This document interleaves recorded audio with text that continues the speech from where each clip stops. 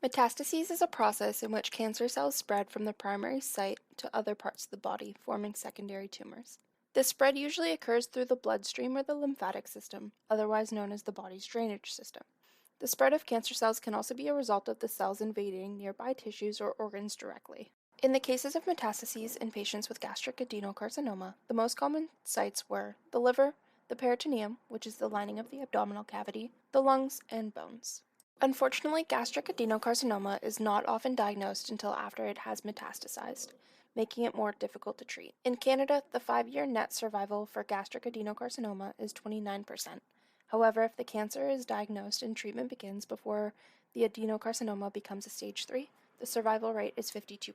Treatment of gastric adenocarcinoma will depend on the staging, your overall well-being, and your preferences. Treatment may include surgery, chemotherapy, radiation therapy, or treatment may be found through clinical trials. Clinical trials are research studies that work to improve upon treatments or learn new information for new treatments.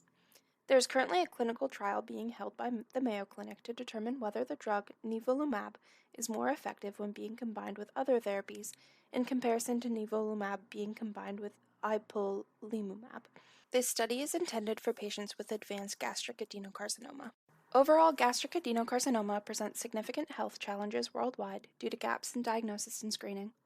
Early detection is vital, yet current methods of detection lack sensitivity, especially for asymptomatic patients. Unlike cervical or colorectal cancers, gastric adenocarcinoma lacks widely accepted screening programs, leading to missed opportunities for early diagnosis. Further research is needed to identify precise risk factors and genetic predispositions for screening. Endoscopic screening, while effective, is costly and invasive, posing challenges for resource-limited countries. The development of cost-effective screening strategies is essential to improve the survival rate of gastric adenocarcinoma. I hope you found this video helpful, and thank you for taking the time to watch. Created using Powtoon.